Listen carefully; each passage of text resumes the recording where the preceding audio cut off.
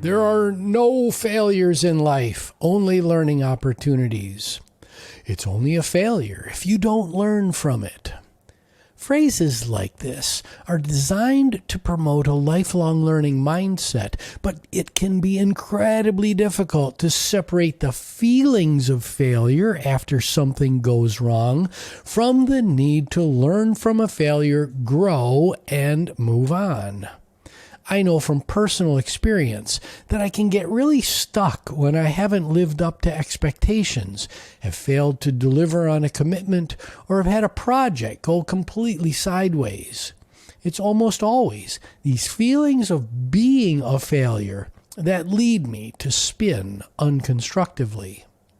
Intellectually, I'm keenly aware that I should objectively evaluate what went wrong through an after-action review, or what some refer to as an AAR, engage in a learning activity, communicate why what I've learned will produce different results in the future, and implement a change to my standard work or the current set of best practices to reduce the likelihood of recurrence. Reality can be quite different. It's easy to allow feelings of inadequacy to cloud my judgment. It's easy to wallow in the valley of despair. It's easy to throw a pity party and remain stuck. A vicious cycle can ensue in which being stuck leads to more misses and feelings that you just can't do anything right.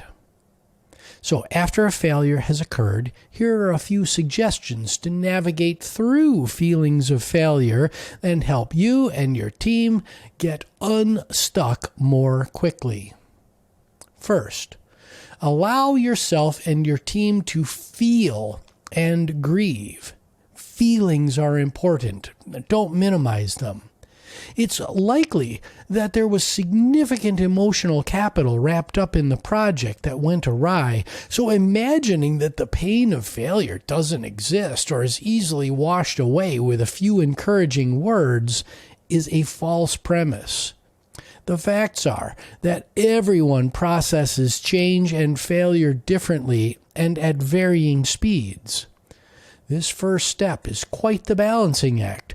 Allowing too little time to feel will simply bottle up emotions that will evidence themselves in unproductive ways in the future. Dwelling too much on a failure is a direct path to remaining stuck. Second, listen and collaborate. I found this best done with an after-action review. Here, we ask what went wrong and ask our 5 whys to identify the root cause of the failure.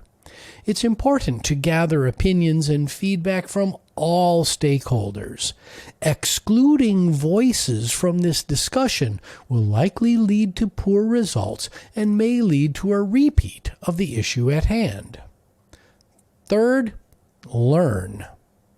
Competency, process, and performance gaps are a key output of the after-action review.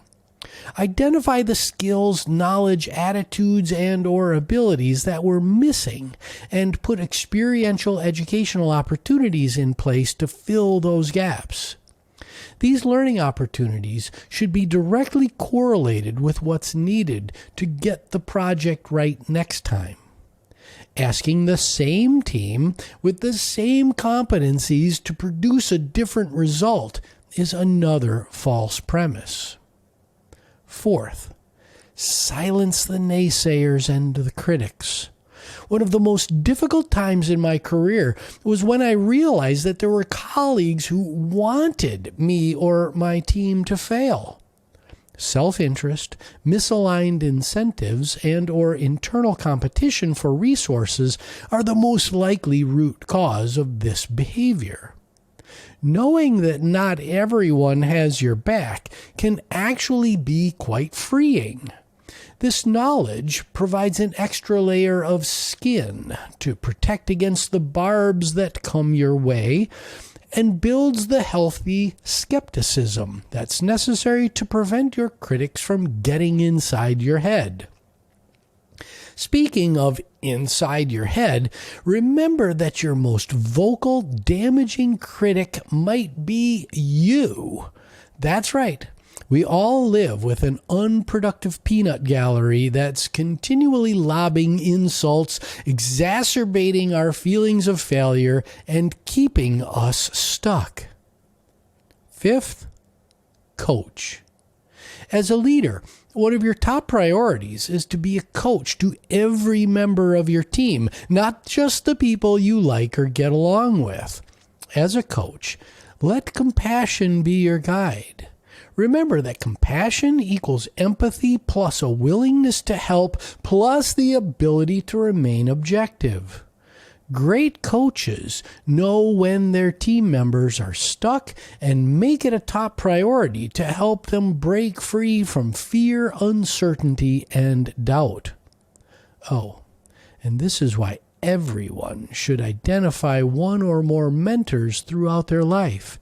If you're out front, naked and alone after a failure, connect with a mentor to help regain perspective and work through the feelings of failure. Finally, move forward.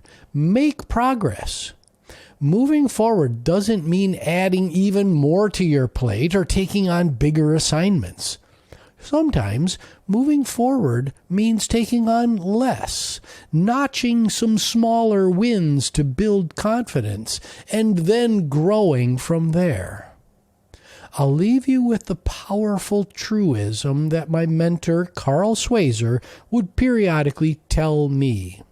Andy, if you're not moving forward, you're standing still. You're not a robot.